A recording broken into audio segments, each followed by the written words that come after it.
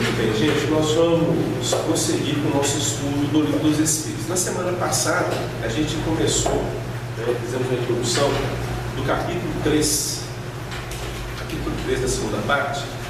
Esse capítulo está abordando para a gente a respeito da volta do Espírito, extinta vida corpórea à vida espiritual. Em outras palavras, o processo da desencarnação, de forma a nos orientar nessa caminhada de aprendizado em que nos encontramos. Por quê?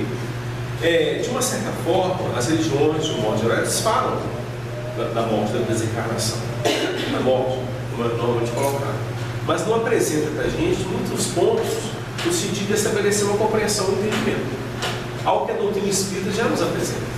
A partir de comunicações, se deu de uma forma muito ampla com o trabalho de Kardec, e ele fez isso para a gente nas obras.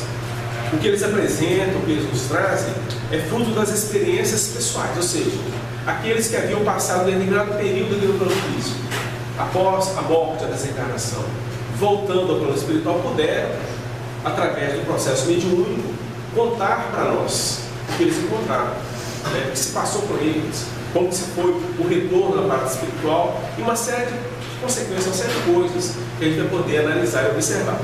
Em linhas gerais, o que a gente entende pelas religiões que estão presentes, as religiões oficiais, vamos dizer assim, elas mostram para nós, claramente, todas elas, que após a morte, a criatura encontra duas situações, em síntese, um estado venturoso, chamado céu, ou um estado lutador de sofrimento, chamado inferno, que é fruto do comportamento, das atitudes que a criatura levou a efeito quando se encontrava aqui no plano físico. Então é natural que ela encontre esse estado de dor e sofrimento segundo a natureza das ações, a natureza dos comportamentos. Em cima disso, trabalha-se com muita intensidade o quê?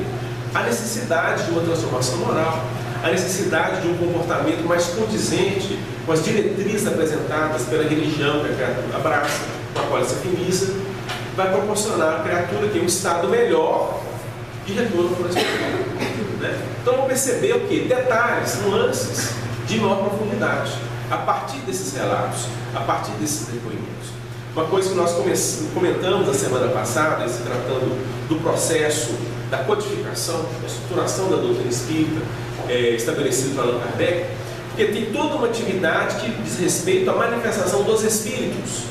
Eles vêm, se apresentam, junto às pessoas dotadas de sensibilidade mediúnica, que realmente conseguem perceber a movimentação desses espíritos, desses que retornaram ao plano espiritual.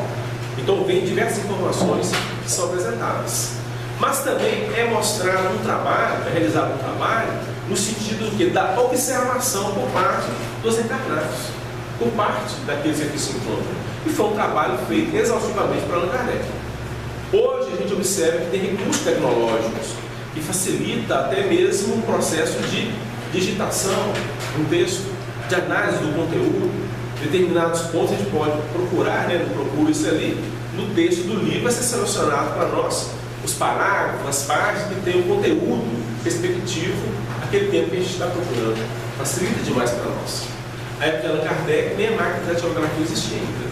Então mostrando para a gente a amplitude do trabalho e ao mesmo tempo a capacidade da pessoa, da criatura que estava à frente da atividade. Capacidade mental de memorização, extraordinária. A gente poder perceber que realmente é um missionário que vem fazer um trabalho junto aos homens, no despertamento de consciência e na efetivação de condutas, de comportamentos que possam retratar o homem de bem, a criatura que está sintonizada com os princípios espirituais de ordem mais elevada.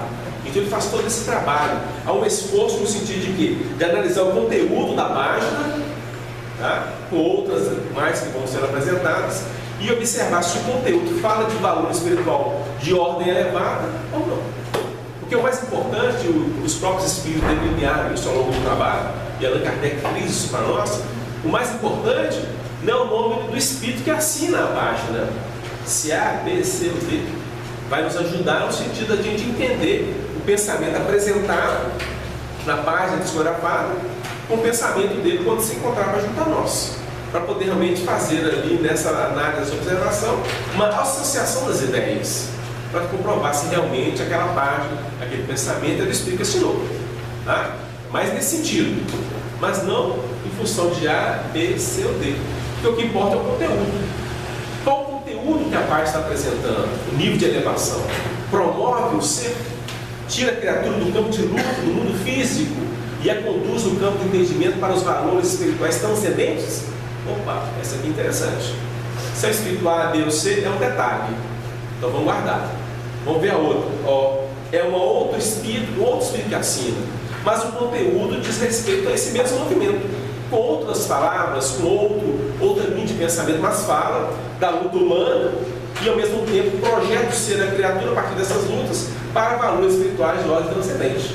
Essa também faz sentido, né? O outro já trouxe coisas, falou, mas na essência não acrescentou nada além do que aquilo que a gente, criatura humana, no campo de luta, de observação, de trabalho, que nos encontramos, conseguimos concluir. É uma parte interessante, mas não tem o mesmo teor que a outra apresenta. Então vamos deixá-la aqui nesse outro grupo, de forma a fazer com que aquelas que realmente estabelecem diretrizes de ordem mais elevada nessa movimentação das almas sejam devidamente publicadas, direcionadas para ajudar as pessoas carentes, né? Então a gente percebe que tem um esforço muito grande nesse sentido. E a partir do momento em que aqueles que partiram para o plano espiritual começam também a retratar a situação em que eles se encontravam da mesma forma, né? O companheiro fulano de tal assinou lá, tá? Aí retornando ao plano espiritual, se encontra num estado aventuroso. Ele até fala que encontrou coisas que ele não merecia receber. Pelo que ele traz na sua alma, na sua intimidade, o que ele encontrou está além daquilo que ele esperava. Mas encontrou um estado de muita alegria, muita felicidade na convivência com algumas pessoas, com as criaturas que o esperavam no plano espiritual. Vamos ver como é que era o comportamento ele ensinou, né?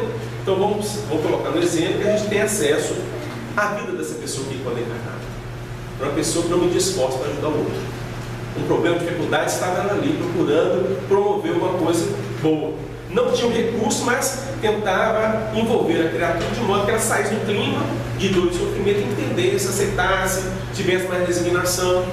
Então a criatura preocupada com a dor, a dificuldade, ela não deu seguimento. Opa, olha só, ponto de correlação. A vida física, o plano comportamental e o que ele encontra em retornando à parte espiritual. Em outras oportunidades, vamos ver situação diferenciada dessa. Uma criatura que às vezes até para a sociedade, um homem de bem, na análise da observação nossa, cumpridor dos seus deveres, toda semana estava ali participando dos cultos religiosos, mas vem narrando para nós que ao retornar à paz espiritual, encontrou dor, sofrimento, dificuldades de adaptação a esse novo clima de vida de existência, né? E deixa relatado para nós claramente que não é a movimentação exterior do ser, sair de casa, estar participando nos tempos religiosos, que estabelece um estado de alma harmônico para a gente. E vai mostrando, então, pela experiência, aquilo que na essência vai dar o tom em se tratando do estado aventuroso ou não, né? E criaturas que ficaram como que, para poder sintetizar, como que meio termo. Não foi uma criatura totalmente despreocupada com as questões espirituais, mas também não foi aquela criatura que se dedicou tanto. Poderia dedicar-se mais, eles até expressam-se dessa forma. Eu fiz pouco, poderia ter feito muito mais. Mas está num plano relativo, tá? Está numa relativa harmonia em retorno ao plano espiritual. Então, é diversificado. São N situações, de acordo com cada um de nós. André Luiz, por exemplo, nas suas obras, vai narrar alguns detalhes nesse sentido. A própria situação, a própria história dele, né? O caso dele chegando ao plano espiritual. Em uma oportunidade, ele vai narrar para nós conversações com outros companheiros que estavam também de retorno ao plano espiritual e coloca em evidência a experiência deles. O André traz para a gente. Então a gente percebe que cada caso é um caso, cada situação vai apresentar as suas particularidades. Mas, em síntese, de repente, a gente vai perceber um estado de maior harmonia, tá? Em que a criatura muitas vezes se julga imerecida, não merece aquilo. Outros que aparentemente para nós elas estariam bem, mas efetivamente não estão. Tá? E até mesmo aquelas que realmente se entregaram, não se preocuparam em nada com as questões do próximo semelhante, dos valores espirituais. Se entregaram às paixões, adoradamente, encontrando também problemas, também dificuldades.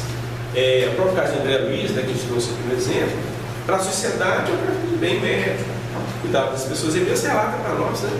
Em algumas oportunidades, ele pôde atender algumas criaturas, alguns pacientes, sem cobrar nada, né? Fazendo caridade, atendendo as pessoas, que foi de grande valor para ele na readaptação ao plano espiritual, né? Então teve peso para ele na sua chegada, no seu retorno à pátria do Espírito. Mas vamos percebendo que não é simplesmente uma movimentação exterior, tem que ter vida, e vida nas ações são retratadas pelo sentimento. Sentimento da vida. Nós começamos a entender, né, alguns pontos desse tipo. Então, o capítulo aqui, o capítulo 3, da segunda parte do Livro dos Espíritos, vai trazer algumas questões para nós a respeito disso, né, de volta ao espírito, extinta a vida corpórea, a vida espiritual, abrindo campos de compreensão e entendimento. Porque o que a gente observa também, gente? É todo um trabalho, até mesmo, que estabelece uma didática no plano da compreensão do entendimento das leis divinas. O que a doutrina espírita nos apresenta, né, 150 e poucos anos, que ela está junto a nós, ela é nova, vamos dizer assim, dentro da questão da codificação, da sua estruturação, vão perceber que os conteúdos estão espalhados por diversas religiões, pelo nosso mundo afora. Mas de forma estruturada, surge com o trabalho de Allan Kardec. Tá? E a partir daí, as elucidações são muito claras, são muito precisas, muito objetivas. Mas chega no momento em que a humanidade, de uma certa forma, já apresentava maturidade para assimilar o conteúdo que está presente.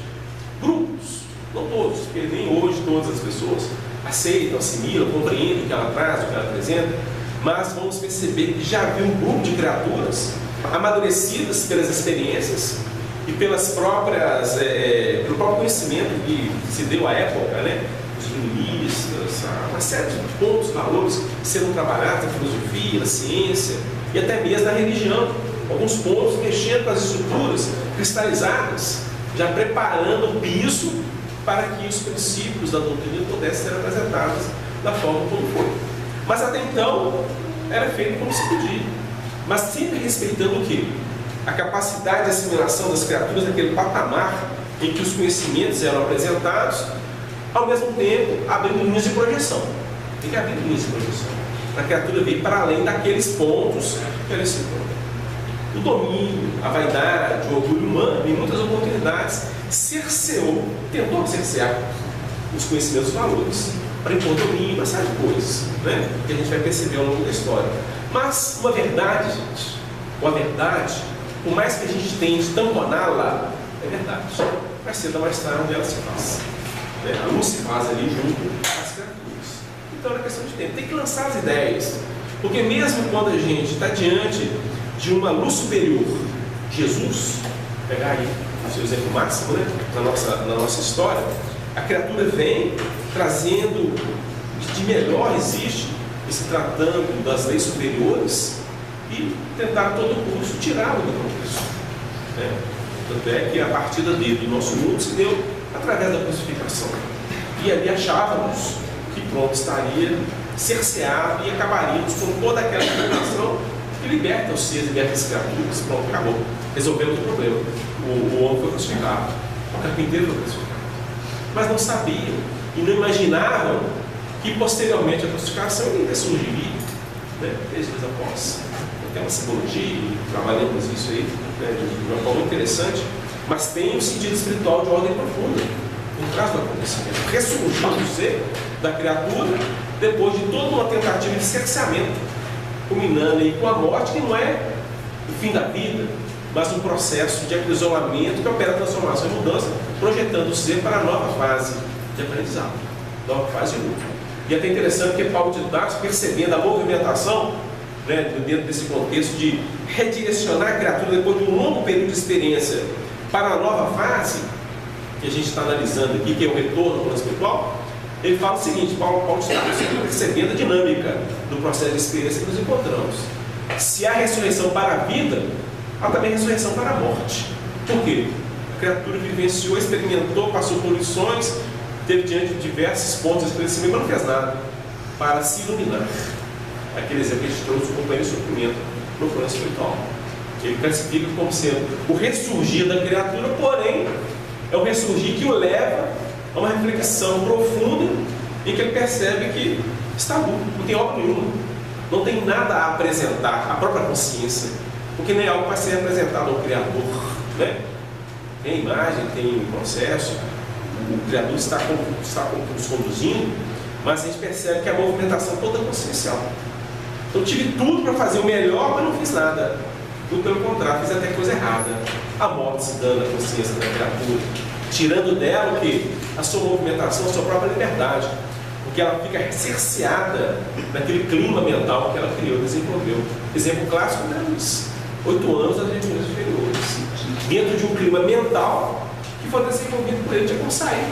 Clarencio, a gente entende com certeza, esteve várias vezes com ele ali naquele ambiente, mas ele não podia fazer nada, senão, talvez aplicar alguns passes, magnetizá-lo, né? Mas esperar aquilo, desabrochar da consciência para uma dinâmica de renovação, de mudança. Né? Então, o que aconteceu? Houve um ressurgimento do companheiro, é o exemplo clássico que a gente tem, no mundo espiritual, porém preso, isolado da morte, uma morte aparente. O cerceamento dos movimentos de liberdade que a alma traz, a alma apresenta, que é fruto de uma construção pessoal. Né? A mãe dele, em regiões elevadíssimas, pediu a Clarencio para poder ajudá-lo. Ela tem a companheira, né, a mãe dele, o espírito da mãe dele, por estar numa situação espiritual superior, vamos dizer assim, teria condições de empregá-lo e conduzi-lo para outro ambiente. Mas não teria feito, por quê? A consciência dele estava ainda presa, limitada àquele ambiente. Então é necessário esperar um período de exaustão, né? Exteriorizar aquele clima para ser devidamente redirecionado. Então são movimentos pelos quais nós vamos passando que vão nos conduzindo o quê? A uma dinâmica da vida. Por quê? Aí que é um ponto que eu gosto de frisar muito André Luiz, aqui se tratando de André Luiz. Por que André Luiz foi convidado pelos benfeitores da vida maior para trazer o seu exemplo de vida para nós, através da psicografia de Chico Xavier? Por acaso? Não. A gente entende que tem um movimento de alma profunda, significativo, que foi sensibilizado, percebido pelos benfeitores. E a partir daí, então, o convite para fazer o trabalho, realizar a atividade que ele fez a partir da psicografia de Chico Xavier. Então a gente percebe que tem nuances, ingredientes que potencializam o trabalho. Porque não é simplesmente redigir a questão da vivência através da psicografia. Tem que ter vida, tem que estar magnetizado, tem que ter poder no sentido de influenciar aqueles que vão ler. Tá? Porque o processo ele passa também por aí. Não basta apenas falarmos. A fala tem que estar, de uma certa forma, carregada de um relativo magnetismo, para ter uma influência mais positiva, no sentido das mudanças, das transformações. A gente observa que alguns espíritos que são atendidos na reuniões mediúnicas, às vezes até por inspiração dos benfeitores, o companheiro está dialogando com o Evangelho segundo o Espiritismo, já abriu um capítulo ali aleatório e apresentar o espírito de modo que ele possa ver. Muitos relatam, se não todos, que estão percebendo uma luminosidade muito grande daquelas páginas que estão abertas ali. Ou seja, o conteúdo tem um teor vibracional, irradia luz. Nossos olhos civis não conseguem perceber, né? Mas aqueles que se encontram na dinâmica espiritual sabem perfeitamente. E o conteúdo é luz, gente. Se o conteúdo é luz, com certeza a luz se faz ali a partir da vibração das letras, vamos dizer assim, das páginas. Tá? Tem coisa aí que nós desconhecemos com uma profundidade, mas está ali presente. A gente vai entendendo a partir do relato desses companheiros. Então são pontos importantes que a gente vai observando, porque qual que é o objetivo da nossa experiência? Porque o capítulo aqui vai nos introduzir ao retorno ao plano espiritual, em diversas situações. Mas qual que é o objetivo de tudo isso? Desse esclarecimento, que mostra a lei divina, é fazer com que a gente volte a olhar para a luta em que nos encontramos na atualidade. Porque dela depende o nosso estado futuro. Né? A partir dela, fica claro para nós. E não é algo que foi inventado por uma pessoa, foi criado por um ser. É um trabalho em que muitas criaturas se expressaram, muitos falaram. Uma coisa importante que a gente observa no trabalho da Kardec, e ele diz isso claramente para a gente, é a questão da universalidade e da pluralidade das informações que chegam. Porque não é uma ideia, um pensamento que chega a partir de um médium apenas. Vários médios trazendo a informação de diversos pontos do planeta. E não fica restrito também apenas a um espírito. Diversos espíritos e diversos médios, trazendo qual orientação, qual ideia, quais princípios.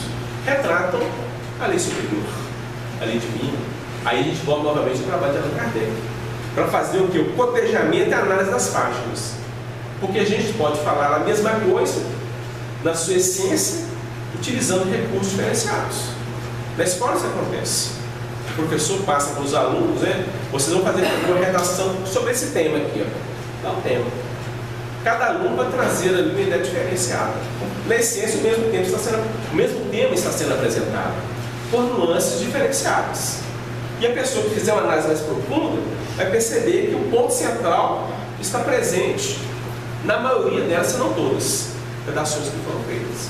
Cumpriu o objetivo, né? E queria sensibilizar os alunos para determinar o assunto, o quadro espiritual da mesma forma, né?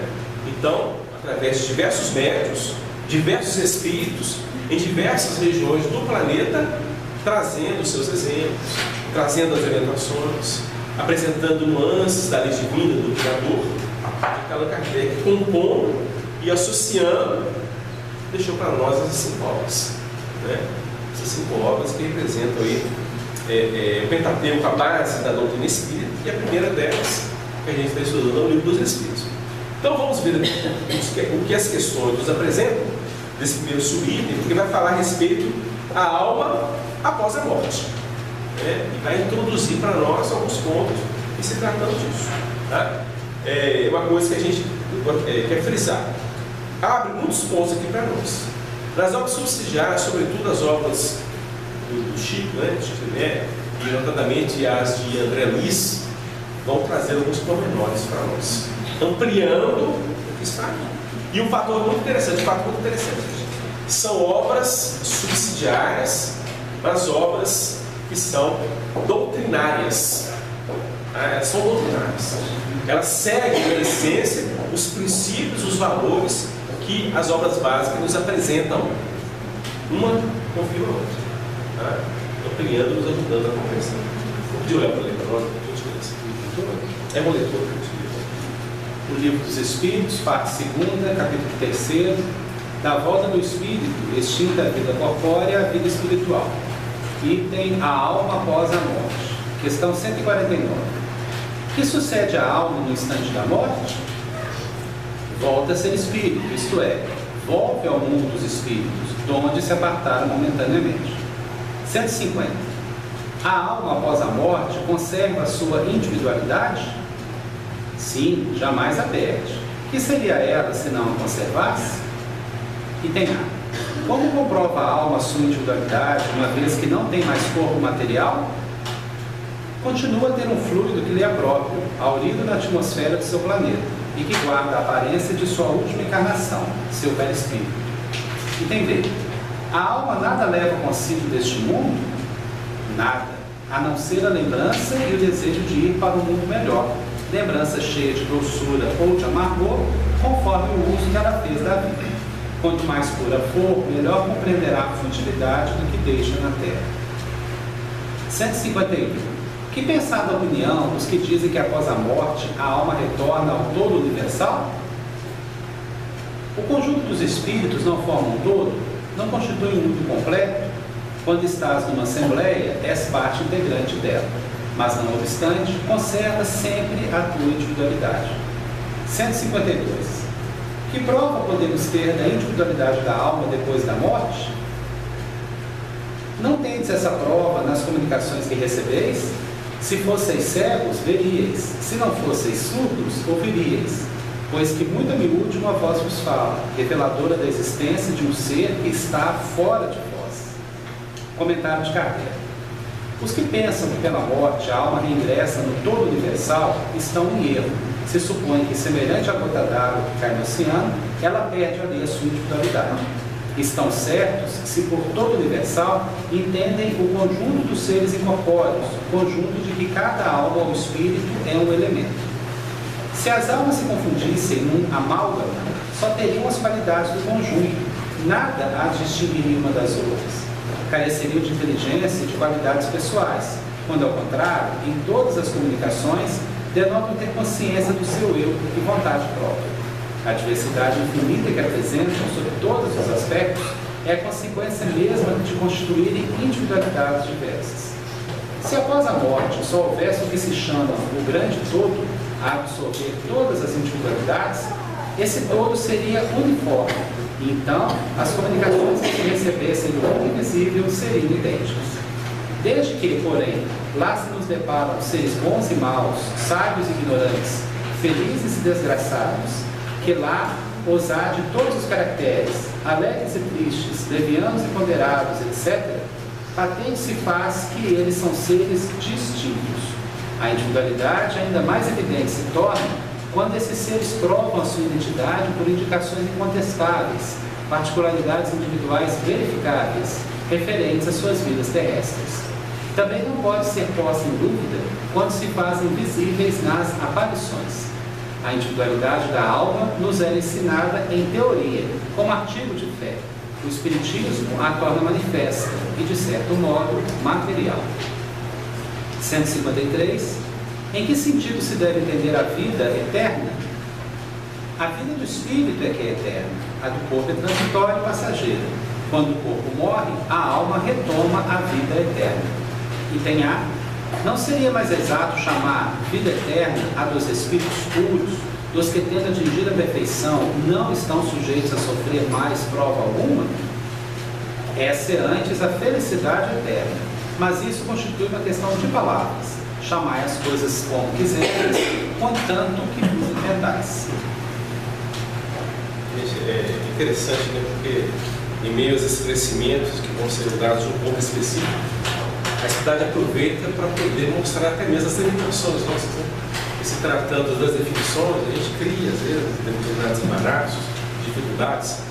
Então eles falam o seguinte, ó, o termo a ser classificado não importa, contanto que haja entendimento. Se o nome é esse, aquele outro, isso é uma classificação humana, nossa. O importante é que haja um entendimento. Fica até claro para a gente falou anteriormente da questão do conteúdo de uma página, da espiritualidade e quem ensinou. O que importa é o conteúdo, a essência. Se ela está realmente projetando o ser para um novo direcionamento na vida da existência, é importante, é de valor.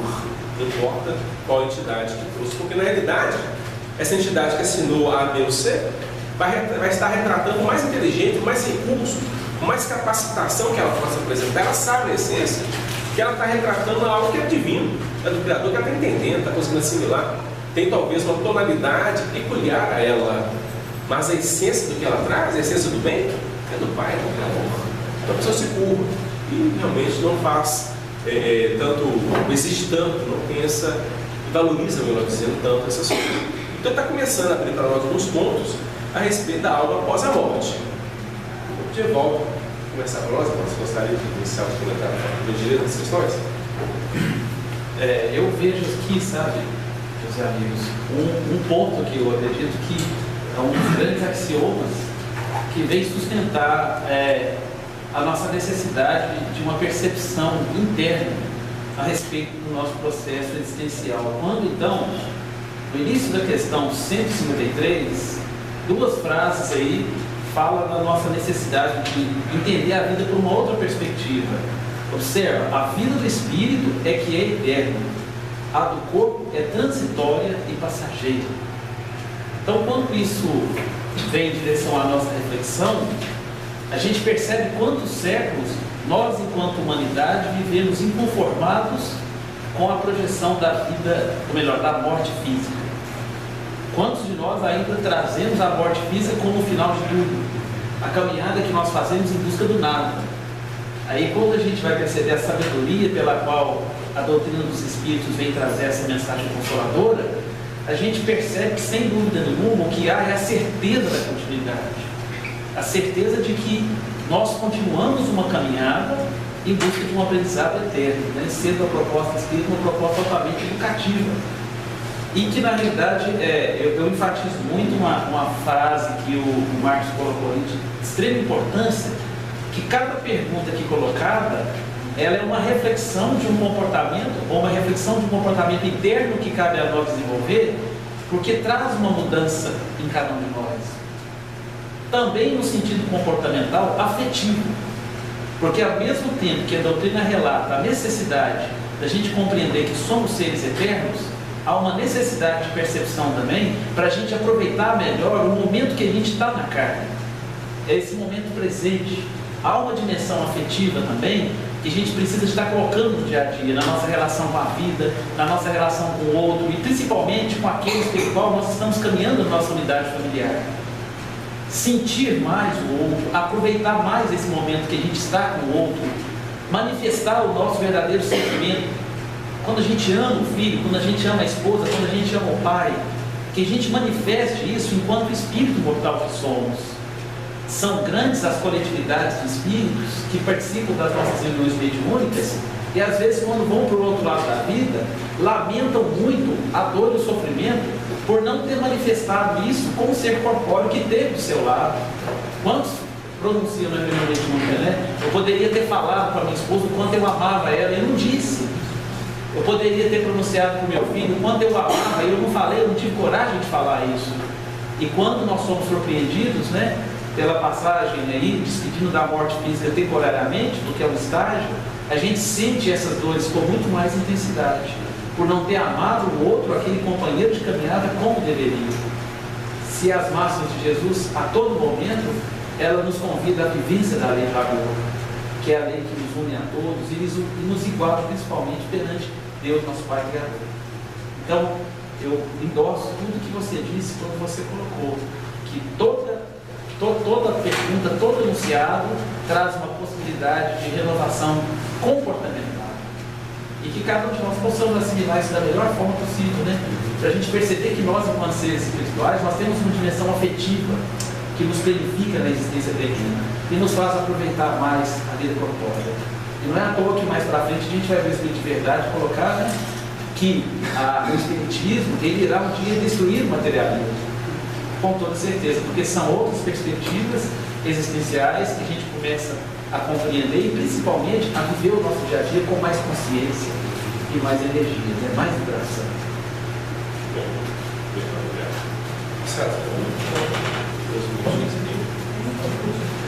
Olha, eu acho que a gente deve ressaltar que a alma, ela é vívida mesmo encarnada ou desencarnada. Porque, como o nosso companheiro lembrou ali, nossos sentimentos, nossos pensamentos fazem parte da alma. Quando nós sentimos uma dor que retrata no corpo físico, nós estamos permeados pela transitoriedade dessa dor, né? Porque o corpo é transitório. Mas quando o coração clama, quando os pensamentos ficam envolvidos numa nuvem, a gente percebe a alma ali nitidamente. E nós temos que dar asa a essa alma. E essas asas, né, nós podemos dizer, é um movimento do amor. Ele é que faz com que a alma flutue. Mas esse movimento tem que ser mesmo corporificado, tem que ser vivido no dia a dia, né? Muitas vezes a gente tem que parar para ouvir o companheiro do lado que está precisando mesmo de uma atenção. E isso traz vigor para a alma. É o que a gente percebe, né? Muito bem, gente, em função do nosso tempo, vamos encerrar o estudo do Livro dos Espíritos. Na semana que vem a gente prossegue. Vou passar a palavra e vai dar sequência ao estudo da noite. Nós pedimos a Deus que nos abençoe. Vamos aqui avançar no estudo que começamos na última oportunidade, que é a segunda epístola de Paulo a Timóteo. Como nós assinalamos, a primeira epístola, ela define o investimento de Paulo naquele que se tornou seu filho pelo coração, ainda muito jovem. E na segunda a gente nota um conteúdo de aprofundamento da concepção do que significava o cristianismo e do que ele poderia realizar como expoente desta doutrina nascente. Então nós temos aqui os primeiros movimentos, e a partir do versículo de número 3, nós avançamos aí até o de número 5, na última oportunidade, em que ele diz assim: dou graças a Deus, a quem desde os meus antepassados sirvo, com uma consciência pura, de que sem cessar faço memória de ti, nas minhas orações noite e dia, desejando muito ver-te, lembrando-me das tuas lágrimas, para me encher de gozo. E é o conteúdo que nós vamos trabalhar agora, a partir do versículo de número 5. Trazendo à memória a fé não fingida que em ti há, a qual habitou primeiro a tua avó Loide, e em tua mãe Eunice, estou certo de que também habita em ti. Por cujo motivo te lembro que despertes o dom de Deus que existe em ti pela imposição das minhas mãos. Porque Deus não nos deu o espírito de temor, mas de fortaleza e de amor e de moderação. Nós vamos parar por aqui, o assunto vai seguir, mas nós vamos tentar debulhar um pouquinho esse conteúdo. Quando Paulo identifica a vocação de Timóteo, nós vamos entender que, nas circunstâncias da vida, quem detém mais valores, uma capacidade de visão maior, e a gente vai entender que quando Paulo trabalha sobre a fé, ele vai falar de um modo diferenciado. Firme fundamento das coisas que se esperam, prova das coisas que não se veem. Ou seja, o Paulo conseguiu equacionar, definir aquilo que para muita gente é artigo externo de religião. A fé para muita gente pode ser o comparecimento dela no templo.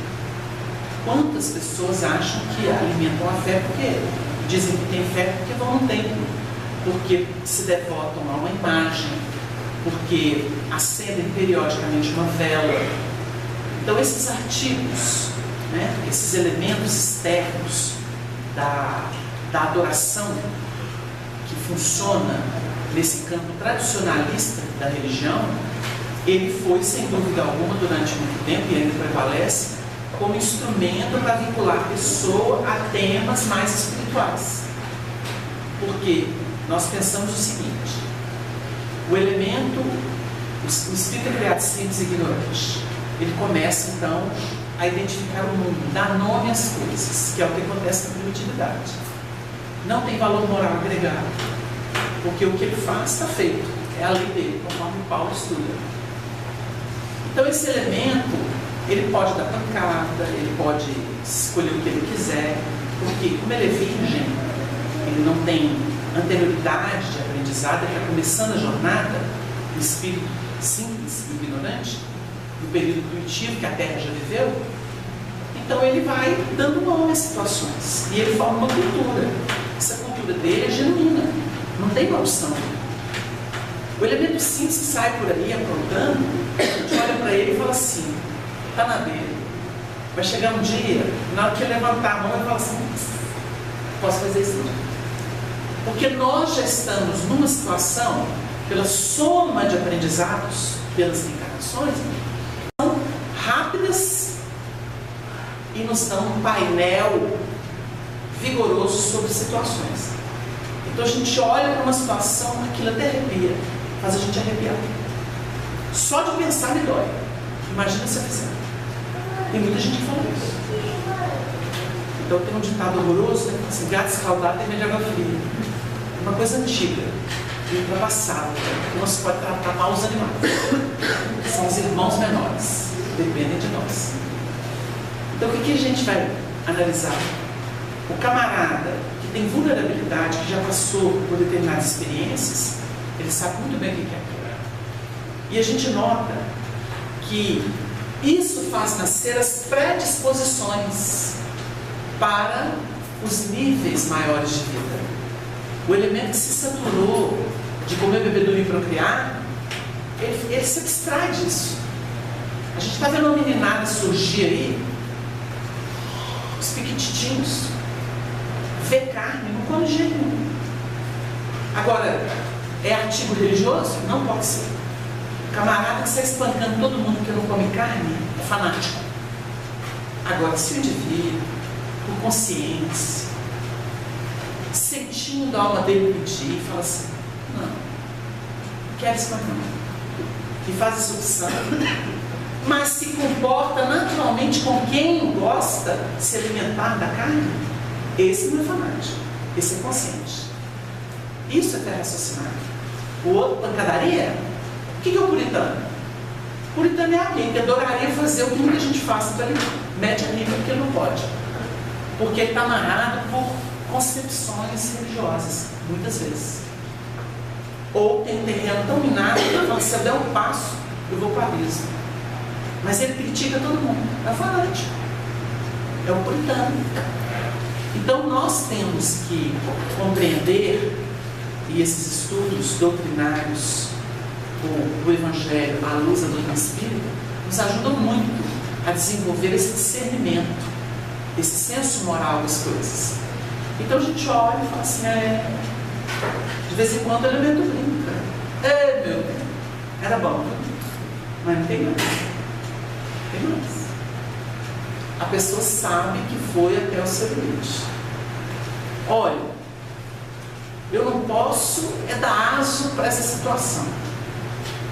Mas se eu entrar, eu não sabe. É por isso que eu entro. Então cada um sabe onde tem o seu calo, a sua vulnerabilidade. E nessa hora a gente dá a volta para não passar perto, até ganhar força. Porque nós temos que lembrar, dentro desse território de probabilidades, de vulnerabilidade, que a conquista de uma virtude, ela se dá no tempo, por repetições em tons sempre mais altos. Então, a oitava mais do Honório, né? Agora o camarada vem para uma prova, não toma mais. A gente observa, por exemplo, o testemunho de Célia, 50 anos depois. Célia voluntariamente assume para ela aquilo que cairia na mãe dela. A história é essa, não vou contar detalhes, porque no meu merece ver, porque é uma obra monumental de Emmanuel. E é verdade. É lá que o cristianismo pediu. Mas acontece quando Célia sai daqui, iluminada, o Emmanuel deixa entender que existia um ódio, um louvor sobre aquela criatura. Tal o processo de santificação que ela assumiu na existência. Mais à frente, esse espírito vai voltar para a Terra e merecer outro romance de Emmanuel chamado Renúncia. Alcione é a Célia de volta. Mas qual que é a notícia que ele vai dar? Que assombra a gente. A Célia foi tão cristã, assumiu com tanta força a pureza do Evangelho, que acabou tendo espaço de terra para ela. Ela se projetou para Sírios, onde Jesus tem influência e onde muitos espíritos trabalham por ele para ajudar a terra, segundo registros. Se projeta para Sírios, ou seja, olha o alcance. E ali ela estava se aprimorando na área da arte, da música especificamente, para ajudar na revolução cultural da terra, que a música tem um papel, diz Emmanuel, que das artes a música divina. Essa é a afirmação de Emmanuel. Já pensaram no mundo terra sem uma música? Não estou falando do batistaca, não. O batistaca também distrai as pessoas. O batistaca tira muita gente de coisa ruim, vai lá divertir. Tudo tem seu papel. A pessoa abstraída ali, ela evita de estar realizando outras coisas, às vezes não tem nível espiritual. Então, podia estar complicando a vida dos outros. Não está lá festiva, é bom demais. Poder brigar com o carnaval, não. Ele tem seu papel. Acontece que essa Alcione volta, e quando ela volta, o instrutor dela, pensa bem, uma autoridade daquele mundo vinculado a Sírios, ele fala assim: que? Você vai lá para aquele mundo das sombras? Mas nem o Senhor teve privilégio. Isso é uma delícia, né? Porque a gente acha que Jesus foi uma farsa. Nem o Senhor teve privilégio. E ela vem com toda a coragem, com seu coração aberto, para ajudar a turma que ficou para trás. e é uma epopeia. O nível é de anjo. Então, quem lê aquele livro fala assim, meu Deus, isso existiu. Mas o Emmanuel contou episódios históricos do cristianismo. Já um período traumático, porque ainda pegou a Idade Média, né? Ou a influência dela, como consequência. Então a gente nota que as tendências, as experiências, elas vão permitindo que da nossa alma brote, até como projeção. O mal ensina. Quem duvida que o mal ensina, não entende o plano de Deus. O plano de Deus é perfeito. Uma pessoa que se vincula à droga, à perdição, não importa em que área, ela está aprendendo pelo inverso. Mas a ausência do melhor dá a ideia do que é o melhor. E a gente não pode duvidar do poder de Deus em nenhuma circunstância. Então quem vive desesperado achando que só ele pode providenciar para salvar alguém, não entendeu o que é plano evolutivo. Então quando Paulo identifica Timóteo, ele nota a questão de afinidade. A afinidade é precisa, a sintonia é genérica. Isso é bom a gente entender, porque nos ajuda. Eu tenho muita sintonia com esses propósitos, esses ideais. Aí a gente olha e fala assim, vai levar mais umas 5, 10 encarnações para poder pôr o pé dentro. Que sintonia. Ai, o evangelho é lindo, né? Ele aí e eu que com minha vidinha bem materialista. Vocês entenderam? Isso é sintonia. Então eu tenho sintonia com cílios, mas tem tanto peso, tem tanta densidade, não dá para chegar lá não. Porque eu adoro viver na terra. Eu reclamo da terra, mas adoro, sustento isso todo dia, a minha paixão por ela. Porque eu não me melhoro. Porque quem não está satisfeito com uma coisa, se sublima. Vocês já viram como é que o povo faz aí? Olha como é que nosso mundo é de pancadaria. A gente não está satisfeito com a própria vida. A gente começa a matar todo mundo. Eu não estou satisfeito com o sistema em que eu vivo. Aí eu começo a gritar, a quebrar coisa que é dos outros, a destratar pessoas. O que eu estou fazendo? Descendo a animalidade. Eu não estou crescendo. Os espíritos que vivem batendo, cuspindo, fomentando ódio contra o governo, tomaram 0. Estão voltando à animalidade. Falo isso com animalidade. Sabe por quê? Não é questão de aprovar o que é errado. É questão de entender que toda potestade vem de Deus. É plano evolutivo. Eu vou espernear por quê? Ficar rebelde? Ir para o gueto da marginalidade? Que isso? O meu papel é ser da luz. Se vier me procurar, vou tratar com todas as honras, como se fosse a melhor pessoa. E tem que fazer isso de coração. Sabe por quê? O cristão é diferente. Ele entende que está tudo certo. A página cheia.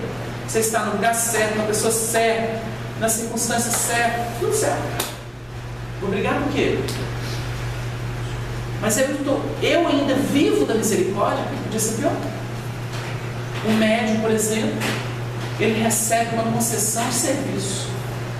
O Honório gostava de citar umas situações interessantes. Ele falava, vamos supor que o médium reencarna lá, vai conhecer um grupo espírita, e ele tem um compromisso de ajudar 150 pessoas. Aí ele abriu o coração, se envolveu com a luz da doutrina, com o evangelho, muita gente fraterna. Ele cedeu, atendeu 300, saiu com ganho, fez o dobro do que era o projeto dele. E olha que o bichinho passava mal. Tinha um sistema que sentia mal, via coisa que não queria, ouvia coisa que não queria, pode ser. É desconforto. Mas passou, teve apoio doutrinário, vibracional, fez o trabalho. Aí ele dá um outro exemplo. Fala assim, vamos considerar o Chico. 400 livros, né? Mas vai que a meta era 500, 600. Mas tá bom, tá? Conseguiu 400. No mundo como a Terra. Olha que curioso. Às vezes o projeto dos espíritos na cabeça é assim, vamos ver se a gente chega nos 600. E o Honório não está errado, sabe por quê? O Chico contou para Arnaldo Rocha, para alguns amigos da União Espírita, naqueles tempos de Pedro Leopoldo, quando ele mudou para o Uberaba, ele foi pegar no microfone porque o Emmanuel queria conversar com as comunidades humanas. foi atender a demanda do trabalho. Então, o Chico conta que no projeto de Emmanuel existiam mais 2 romances, pelo menos. Um sobre a vida de Pedro e o outro sobre Inácio de Antioquia. Mas seriam grandes obras. Não o que está por aí. Porque médium missionário é outra coisa, né, gente? É outra coisa. Não é trabalho de pesquisa, não.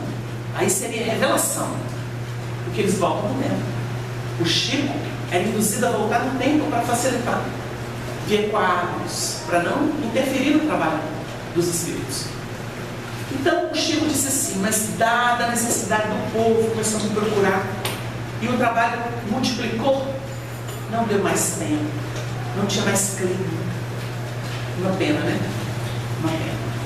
E a gente diz o seguinte, teve muito amigo do Chico, que de amigo tinha pouco, que mais onerava o médium, que mais sugava o médium que propriamente ajudava. Principalmente os espíritos atrapalharam muito o Chico Xavier. Muito.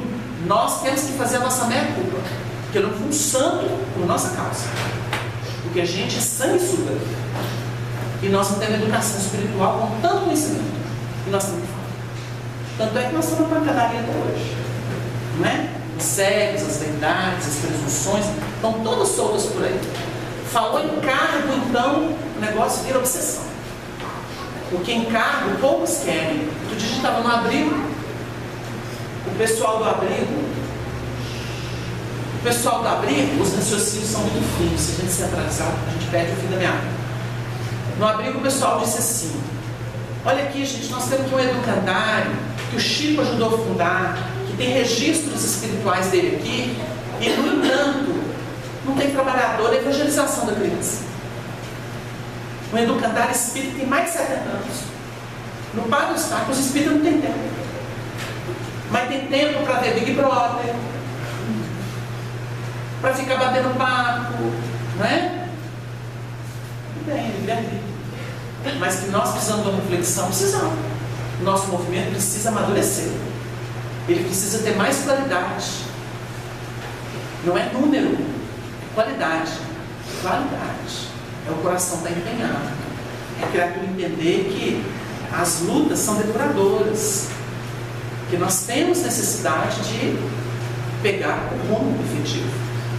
Então, quando nós temos aqui a fé não fingida, que é em Tiago, e vai falar sobre a herança, né, da avó, da mãe, que ele encontrou esses elementos que o acolheram naquelas suas viagens missionárias e viagem bem diferente de hoje. Hoje a gente vai de, se for viagem até de primeira classe, né? Se for viagem internacional, se o pessoal for muito generoso. Mas viagem como beduíno, trabalhando para poder comer, porque era um tecelão, trabalhava um pouquinho, comia, depois ia pregar o evangelho.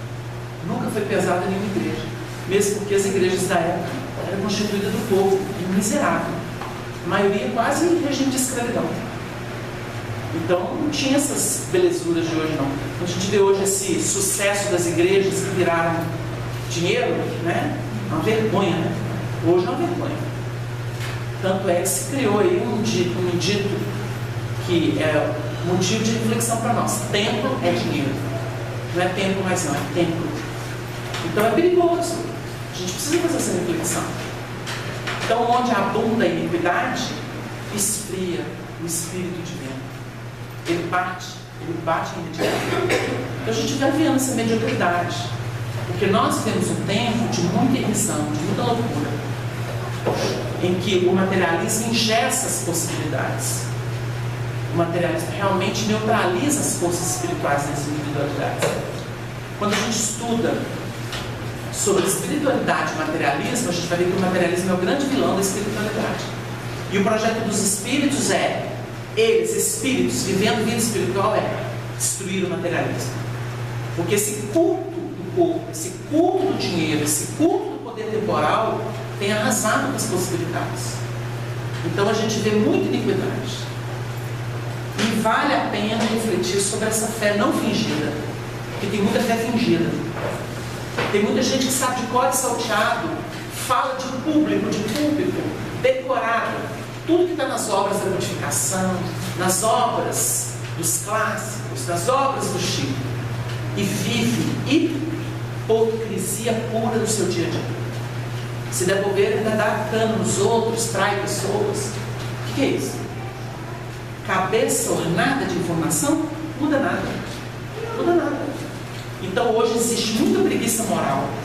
As pessoas estão querendo transferir suas responsabilidades. É muito fácil eleger um guru e derramar tudo nele, despejar tudo nele. É muito fácil culpar pai e mãe porque não quer fazer. É muito fácil culpar o professor porque é preguiçoso, não quer estudar, se auto-formar. A gente teve um período em que os grandes nomes da sociedade eram autodidatas. E isso não acontece. As pessoas têm uma cultura invejável. Mas não é formação acadêmica, que aliás está entrando por um mecanismo medíocre, porque o sistema é medíocre. Então as pessoas vão tendo facilidades, e hoje em dia a gente vive muito de imagem, não de conteúdo.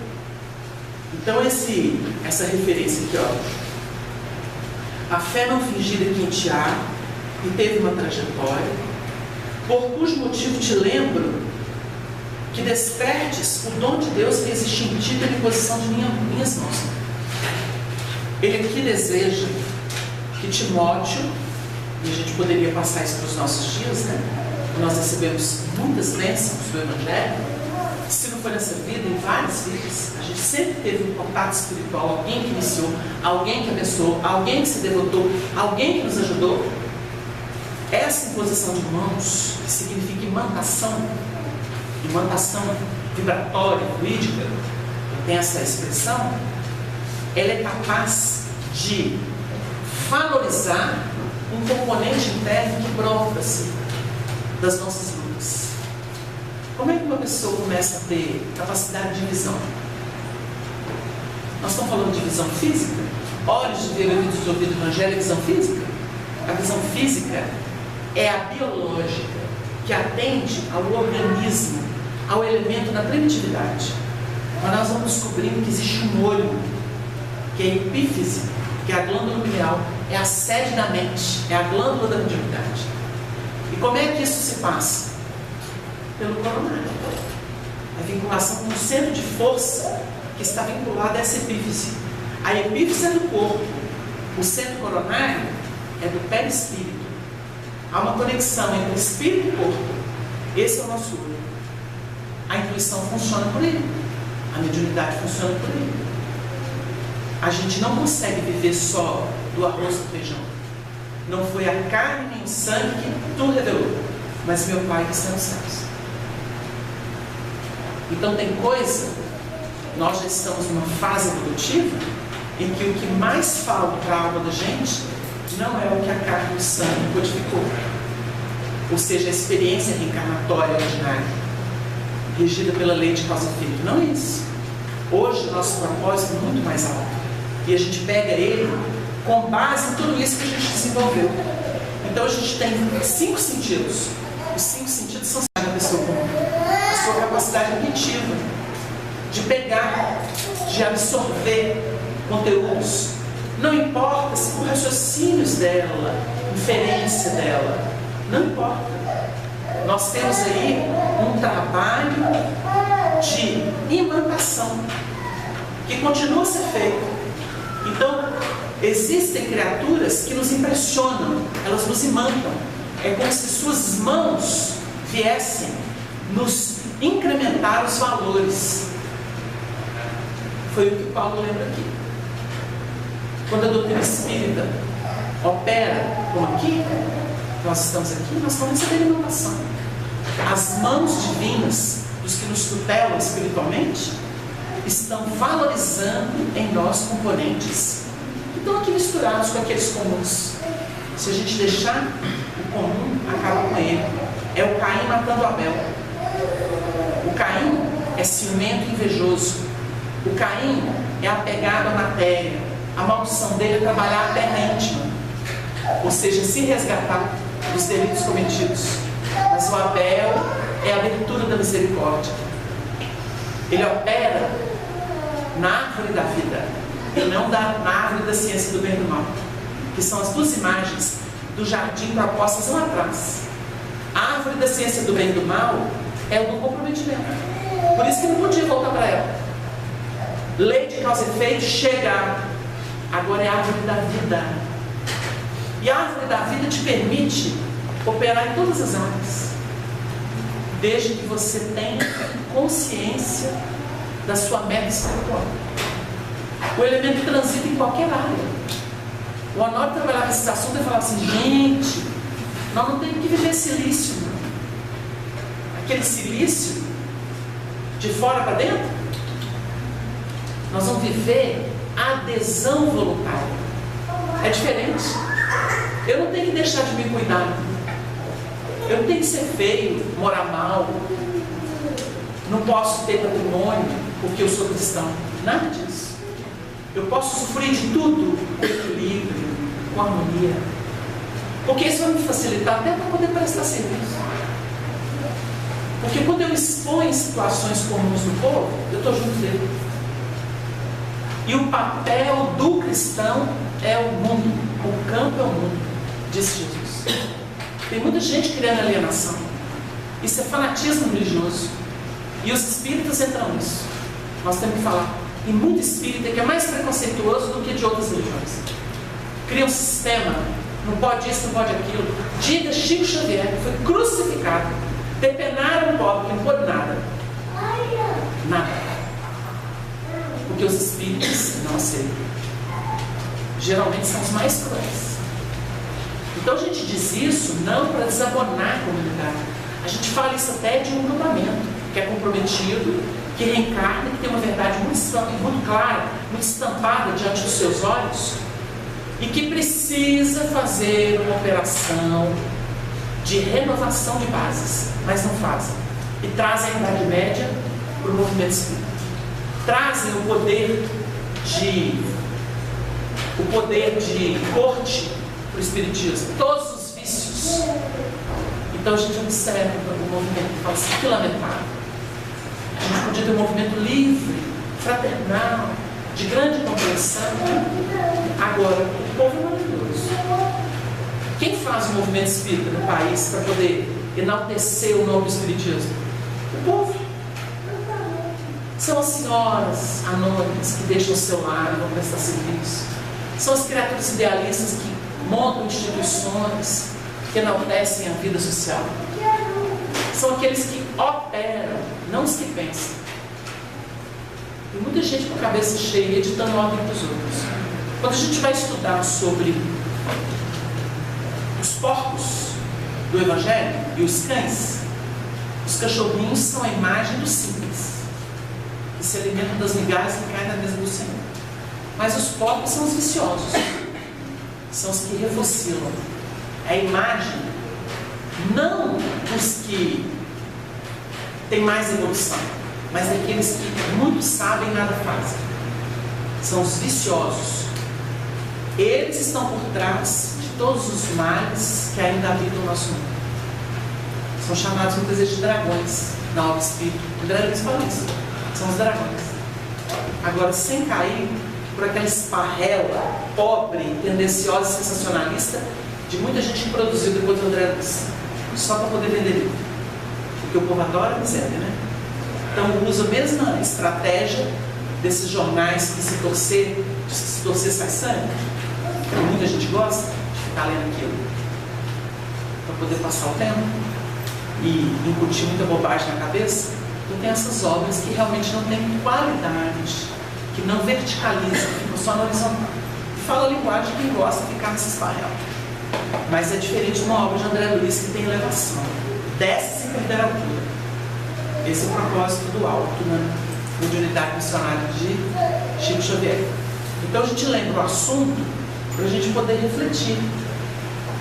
Pois é preciso valorizar o dom de Deus que existe em nós. É isso aqui, ó. Esse movimento. Desperta e dormes. Levanta-te dentre os mortos. Esse é o propósito. Chega de viver aquela vidinha medíocre. Tem muita gente que diz assim: por que todo dia eu levanto, é tão pesado? tudo é pesado, e eu estou sempre com tendência para ficar triste e depressivo. Porque você, a gente poderia dizer para nós mesmos, nessas situações, que você ainda não abriu o leque da sua visão profunda, a visão da mente, para enxergar que o dia é fecundo, que você não está preso só ao seu umbigo, não, que existem circunstâncias que fogem do seu controle, graças ao Deus. Imagina se tu estivesse preso ao que a gente sabe e quer. Então você vê um Deus que opera tudo. Daí a pouco você está no trabalho, vem alguém, conversa, vem no trabalho, vem no serviço, vai almoçar. Oh, que bom, estou alegre de novo. Porque você se ocupou no que é produtivo. Quem vive só para si nunca vai ser feliz. Nunca. Porque nós temos um peso horroroso. Horroroso. Que a gente é miserável, nossa miséria é péssima. Jesus foi que falou isso na casa de Lázaro. Os pobres sempre os têm com Deus. Que Ele é a riqueza. O que nós não conhecemos é a nossa riqueza. Agora o que a gente conhece é a nossa miséria. Então não é isso que faz a felicidade da gente. A gente fica muito penalizado, e o Chico tocou no assunto na sua época, das pessoas que ficam presas a si próprias, acham que conhecimento, autoconhecimento, conhecimento de si mesmo, proposto por Sócrates, tão valorizado na obra espírita, é ficar no divã falando dos seus caprichos, da sua personalidade. Ih, coitado, está preso no labirinto. Complicado. Porque não basta entrar. Foi o que a obra de André Luiz mostrou sobre Sigmund Freud. O camarada mostrou o labirinto, mas não deu saída. Não ofereceu saída para o povo, e aí? Exacerbou a culpa da Lili, e aí? Mostrou o labirinto, mas não ensinou como é que sai. Não ofereceu conteúdo. Aí estava aí correndo atrás dos espiritualistas, como o Dr. Ramendras Nath Banerjee, que veio aqui, e o Chico, na década de 70, anos 70, lá em São Paulo, foi recebido pelo Chico, e o Chico deu um show, falou para ele, Freud está te ajudando nas pesquisas da casa. E tinha que oferecer resposta. O camarada deixou completo, criou um sistema fechado, muitos se perderam nisso, e espírito ficou aflito do outro lado. Deixa eu trabalhar com esse povo da reencarnação aqui, porque eu fui tão preconceituoso que eu não abri. Não pode ser assim. Não posso fechar circuito, criar sistema. Estava lá pelejando com os pesquisadores da reencarnação. E o Chico deu notícia do assunto. Isso para a gente ter uma ideia. Então a gente vai percebendo que esse culto de si mesmo é péssimo para nós. Tô mal, para de pensar em você, pensa nos outros, você vai melhorar. Acabou. Aí só para a gente combinar, o Chico dizia assim, naqueles dias em que eu ia psicografar com o Emmanuel, e ele via que eu não estava bem, ele falava assim, para psicografar, vamos para a periferia. Esse Pedro Leopoldo, ele largava tudo e ia com a embaixada espiritual visitar os doentes, os miseráveis, ia lá fazer visita. E o Chico dizia o seguinte, engraçado, eu ia lá, às vezes não tinha nada que levar, mas eu ia fazer uma prece, bater um papinho, quando eu voltava eu era outro. Aquele povo me ajudava, me agradecia a visita como se eu tivesse ajudado, mas eles é que me ajudavam. Aí o Emmanuel falou assim, tá vendo? Quando você estiver muito pesado, você tem que lembrar do seu semelhante e ajudá-los, buscar ajudá-los, você recebe a ajuda deles. A vibração dos outros é que nos ajuda. Esse é o mecanismo da nossa libertação. Então o dom que a que Paulo se refere é esse dom da universalidade. Porque se eu fechar circuito em mim mesmo, eu estou perdido. Eu não aguento. Toda pessoa que pensa em suicídio, toda pessoa que está para cometer um homicídio, ela está com a ideia fechada. E não pode. As ideias têm que ser plurais. A vida é dinâmica e a vida é interdependência.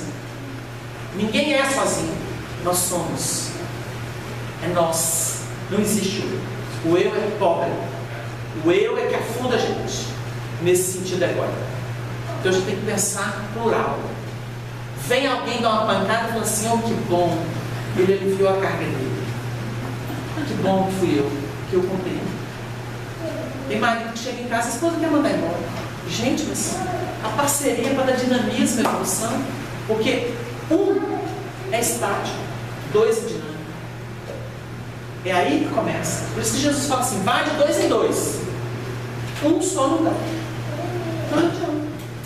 Isso tem um significado filosófico extraordinário, né? Para que a gente vem para a carne? Porque o espírito lá pode aprender muito, mas o testemunho aqui, quando há diversidade, e a tendência nem sempre é a que eu elegi, e eu tenho que testemunhar ela. Aí que está a beleza da coisa. Eu tenho que romper limites, tirar as crostas, as capas, as escamas. É isso. Então, evolução é por aí. Gente, nosso tempo se foi. Que Jesus nos abençoe. Semana que vem, se Deus quiser, a gente vai. Muita paz para Deus. Muito bem, gente. Nós vamos caminhar para o encerramento da reunião e vamos ouvir as páginas. Vida nova. Se você anseia a renovação do próprio caminho da existência, a religião poderá, sem dúvida alguma, lhe ajudar a ver e sentir a imensidão do amor do Pai, a favorecer-lhe por mil circunstâncias os projetos de harmonia e progresso. No entanto, há um componente nessa busca que, por mais o Criador e seus emissários desejem em seu favor, não poderão realizar por você.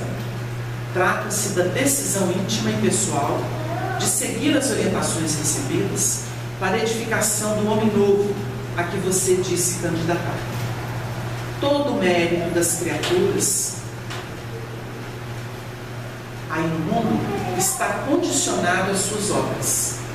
Nesse aspecto, ainda que colha ingratidão dos outros, a quem buscou prestar auxílio, ou que seja malsinado pelos ciúmes e pela inveja dos arrogantes e acomodados, o serviço prestado é sementeiro feliz que o tempo se encarregará de fazer florescer e produzir, refertando de bênçãos o celeiro da criatura. Imperioso, portanto, vencer a preguiça ou a conveniência, a má vontade ou o tédio, através do cultivo do bem em todas as suas manifestações divinas. Não há dúvida quanto à paternidade de Deus sobre todos e sua providência, que faz brilhar o sol para todos e determina a chuva de modo universal. Mas tão somente o bem feito será para você uma luz no caminho e força moral a lhe garantir a felicidade de viver. André Luiz. Na luz do Evangelho. Meus amigos, muita paz. Reunindo os corações queridos aqui em esforço de aprendizado e elevação, no mesmo abraço de fraternidade e alegria, saudamos o nosso companheiro Evaldo e seu filho Pedro, ciente de que seu esforço nos territórios de Divinópolis e região vem florescendo por expressar a seriedade no campo com doutrina e evangelho. A nossa luta, Evaldo, prossegue em novas frentes, mas guarda o mesmo brilho de reverência ao Cristo e de comprometimento com as bases do Espiritismo em Kardec. Se atravessamos uma entre-safra delicada e desafiadora por efeito da transição, o campo de trabalho se faz, por esse motivo, mais fecundo e mais carente, considerando um nível altíssimo de sofrimento e dor nas almas. É muito gratificante para nós, os espíritos, notar a perseverança dos dedicados, dos lidadores leais, que vencem dificuldades e sabores, sem permitir que o desalento e a descrença os vencem seus ideais. Preparamos-nos aqui para um novo surto de trabalhos iluminativos que, conjugado ao terreno físico, fomentarão o interesse dos que chegam ou que chegarão pelo Consolador, em seu tríplice aspecto. A substituição dos que negligenciam e se tornam maus obreiros se dará por esse esforço conjunto, reunindo os trabalhadores de coração aberto e o alto, que nos governa em luz. O tempo é o instrumento de Deus para depurar propostas e seres. Sempre contamos com ele para atingir os melhores fins doutrinários e chega por ele nova etapa de bênçãos. Por isso, meu caro, ofereçamos a alma e o coração a Jesus, pois suas bênçãos se multiplicarão a bem da terra reeducada e mais feliz. Com votos de harmonia e coragem, desejamos paz para todos. Honor ao Deus. Muito bem, gente. Nós vamos encerrar a nossa reunião Agradecidos a Deus, Pai, Criador das bênçãos escolhidas pelos nossos corações.